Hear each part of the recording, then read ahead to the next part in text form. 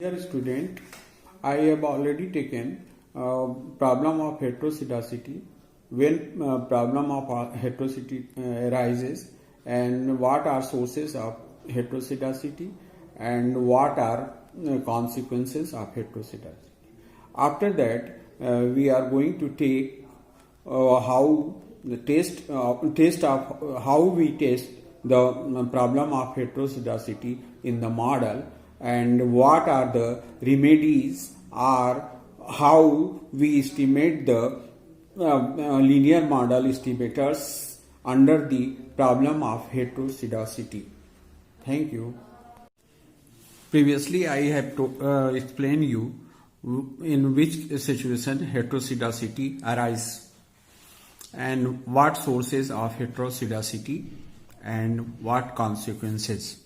After that, how we check the heterosidicity, test for heterosidicity,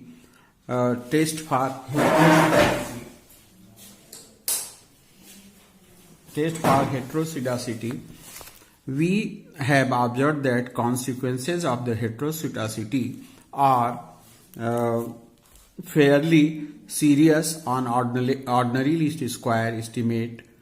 As such, desirable to examine whether the or not regression model is fact homoscedastic. Various tests have been suggested for establishing heterosidicity. We describe some of them. The Spearman rank correlation test. It is the most simple test and preferred in following. Step 1. Regress y on x is calculated the coefficient of model y is equal to alpha plus beta x. Then find their residuals. EI is equal to observed value of yi minus accepted value of y. Step 2. Arrange the residual ignoring sign and value of x in ascending or descending order and calculate the rank correlation of coefficient between experimental variable and the residual. If the value of rank correlation coefficient is high, it means heterosidicity is present in the model. Second, the Goldfeld quotient test. It is based on the following assumption. A. The number of observation is at least twice the number of experimental variable in the model. Means if the number of experimental variable is k, must be number of observation is 2k. Disturbance terms ui's are not autocorrelated. Means error term is not autocorrelated. Means no problem of autocorrelation. Disturbance term ui are normally distributed.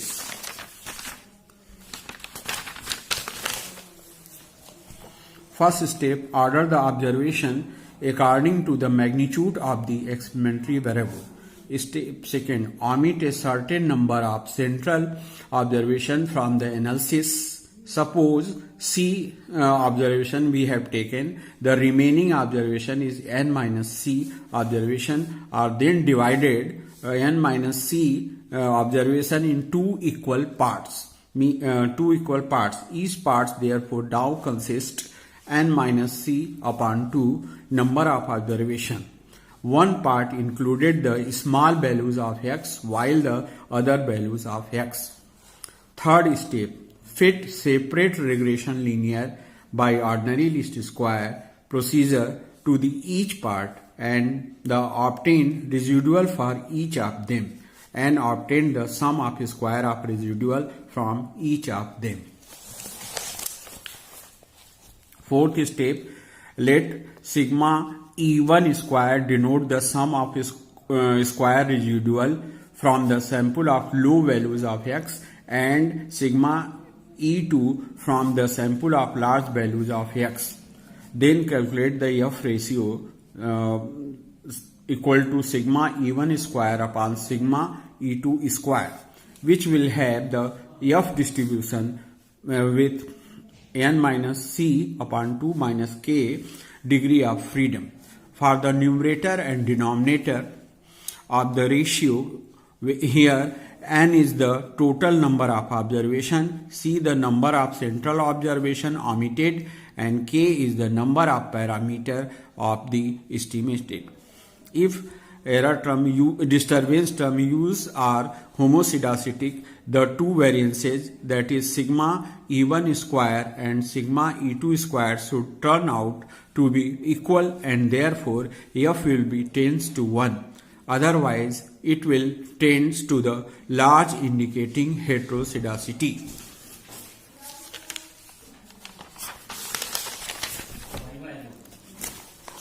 F sigma E1 square upon sigma E2 is less than tabulated value of f.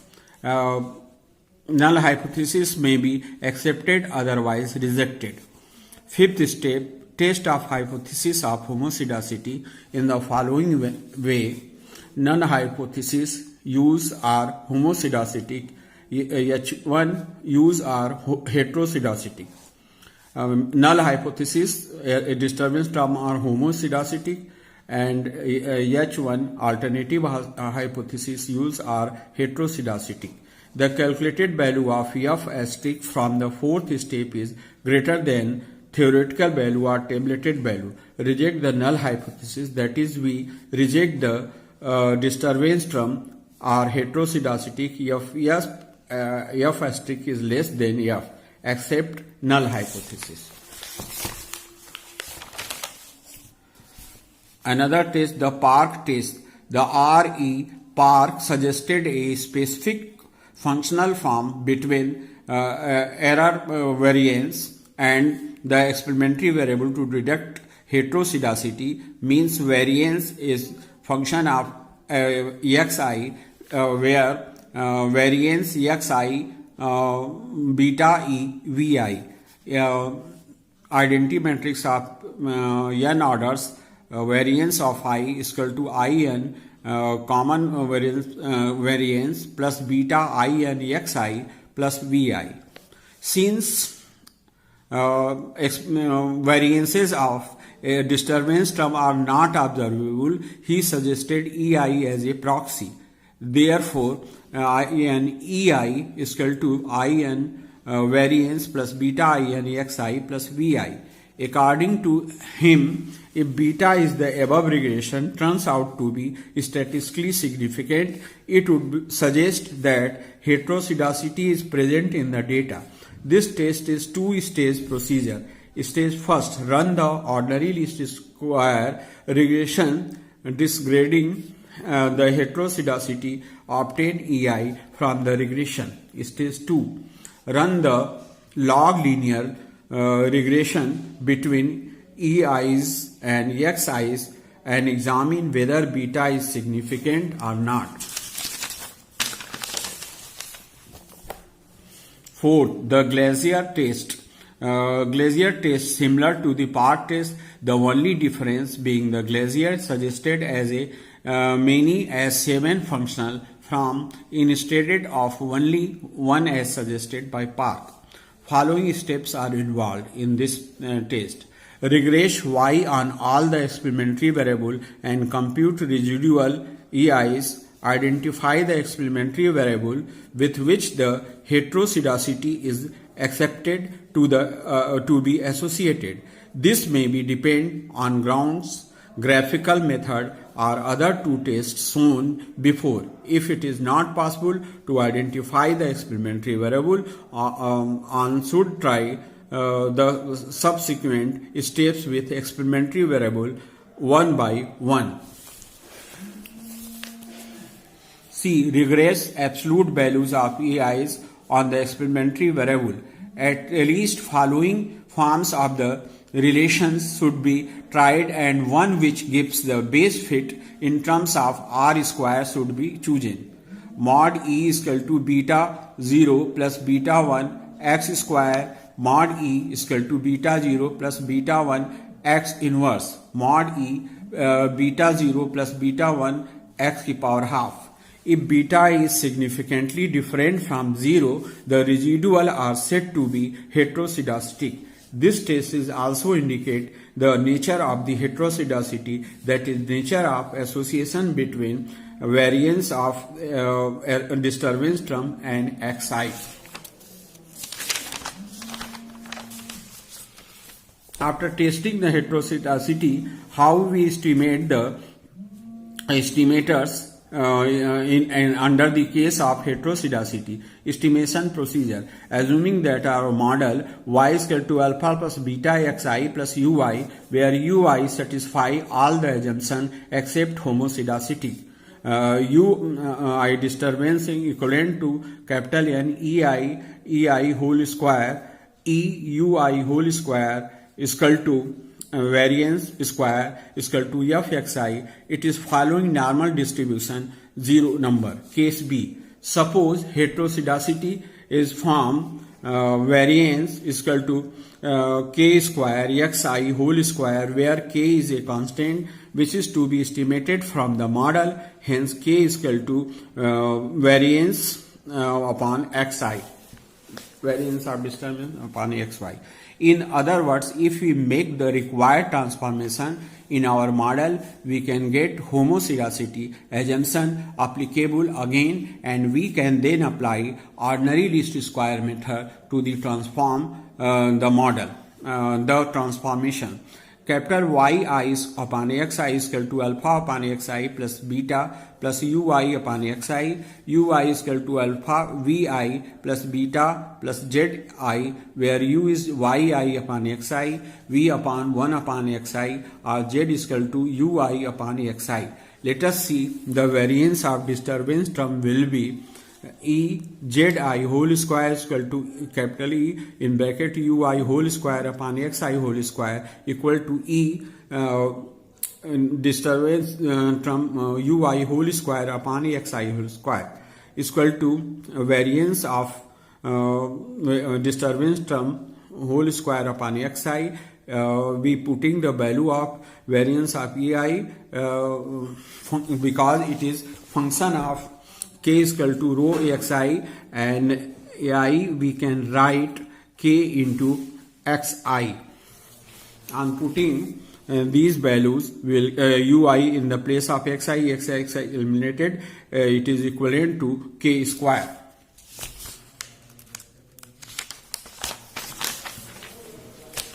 Which is constant that a variance if the disturbance term is transformed model and is constant. Hence the property of homozygosity holds in the transformed model. We can therefore apply least square method to estimate alpha and beta. In order to get the original model, we will have to multiply the estimated range regression by xi. Case B. Suppose heterosidicity of the form EUI whole square is equal to variance is equal to k square xi. Hence k square is equal to variance of disturbance term upon xi. On taking square root, k will become variance sd upon under root xi. Square root of variance is sd. Hence the transform model as capital Y I upon under root xi plus alpha upon under root xi plus beta under root xi plus ui upon under root xi. The disturbance term ui upon under root xi, its variance e ui whole square upon xi is equal to exponent of ui whole square upon xi. Putting the value of ui whole square k square xi upon xi eliminated, now constant k square, which is a constant. Hence the model is become homozygotic. Hence ordinary least square method can be applied to the transform model. Here the regression line passes through the origin. In order to get back to the original form, we will multiply the above expressing under root xi.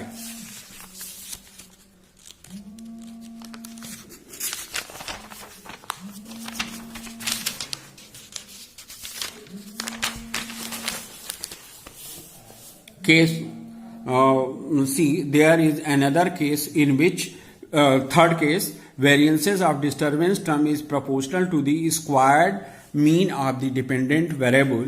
EUI whole square is equal to variance of variance equal to K, putting now it is square mean of dependent variable EYI, where yi is equal to alpha plus beta xi plus ui. Putting the value of yi in place, yi is equal to alpha beta xi plus ui, our function will become yi is equal to alpha plus beta xi is equal to yi estimated. Therefore, k square variance equal to k, putting the value of yi alpha plus beta xi whole square, where k is equal to SD upon alpha plus beta xi. Dividing the model by alpha plus beta xi or yi, we get a capital yi upon alpha beta xi is equal to alpha upon alpha plus beta xi plus beta xi upon alpha beta xi plus ui upon alpha plus beta xi.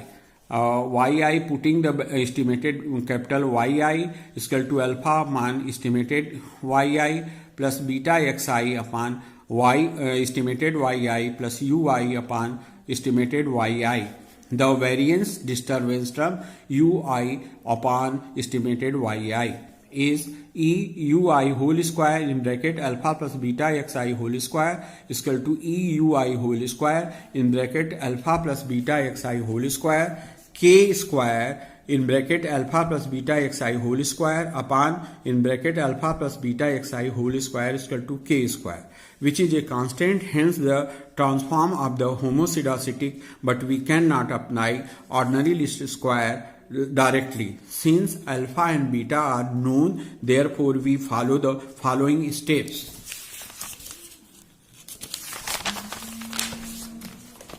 Step first, estimate alpha and beta from the original model by applying ordinary least square method, ignoring heteroscedasty. Step second, transform the model by original model by estimated alpha plus estimated beta xi. Step third, we apply ordinary least square method on the transform from, and in order to get original model, we multiplied the transform regression by estimated alpha plus estimated beta xi. In this way, we have taken when problem of heteroscedasty arise, what are their sources and consequences. After that, how we test the heteroscedasty, and under the case of heteroscedasty, we can't apply the ordinary least square method directly, so we transform the model according these are function of experimental variable and estimate the parameter. Thank you.